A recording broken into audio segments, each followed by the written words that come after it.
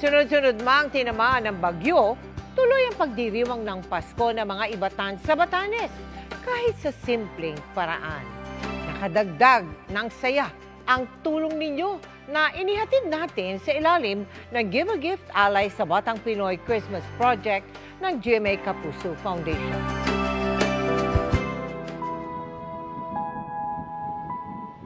Bukod sa makapigil hiningang tanawin, hitik din sa kultura at kasaysayan ang mga isla ng Batanes. Gaya sa Sabtang Island, kung saan matatagpuan ang Chavayan Village. Maliit man ang komunidad, buhay na buhay ang tradisyon nilang paghahabi ng bakul na isinusuot nila bilang proteksyon sa araw o ulan. Dito namin nakilala si Rosan na 5 taon nang naghahabi para masuportahan ang pag-aaral ng mga anak. Pangarap ko din po na makatapos nun, pero hindi ako nakatapos. Sabi ko sa kanila, mag-aral lang mabuti para hindi matulad sa akin. Ngayong Kapaskuhan, simple lang daw ang kanilang pagdiriwang. Sapat na raw na makapagsimba at makapagpasalamat sa may kapal sa ibinigay na proteksyon sa kanyang pamilya noong humagupit sa isla ang Super Typhoon Julian na sinundan ng bagyong Leon at Marce. Para mahatiran ng tulong ang mga batang Ibatan, mula Maynila, isinakay natin sa Navy vessel ang mga Give a Gift bags na may lamang pagkain, laruan at hygiene kits. Pagdaong sa mainland Batanes, isinakay naman sa bangka ang dala nating regalo patungong Sabtang at Itbayat Island. Malakas ang alon sa biyahe, pero sulit naman dahil sa matatamis ng ngiti ng mga batang sumalubong sa aming pagdating. Maraming salamat sa GMA Kapuso Foundation. Karoon sila ng lakas ng loob at saka saya. Sa kabuuan, 2,100 na estudyante ang ating nahatira ng regalo sa Batanes.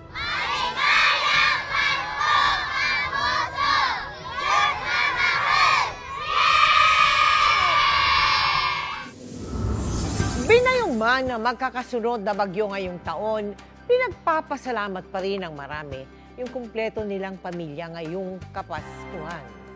At dahil ang Pasko ay para sa mga bata, sila ang niregaluhan ng GMA Kapuso Foundation sa Minalabak sa Camarines Sur. Pagpasok pa lang daw ng bare months, ikinabit na ni Mary ang mga Christmas decor sa kanilang bahay sa Minalabak sa Camarines Sur. Simpleng paraan para mapasaya ang mga anak.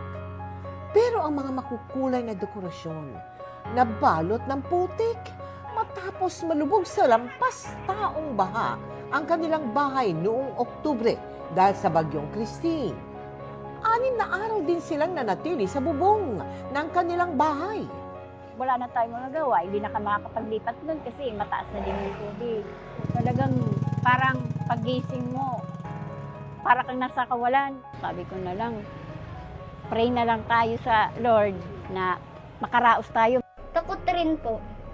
Kaya nagdadahan-dahan na lang po ako kasi baka po mabulsot po ko dun sa may atap namin. Sa kabila ng pagsubok, punong-puno pa rin ang pasasalamat si Mary dahil ligtas at kumpleto ang kanyang pamilya ngayong Pasko.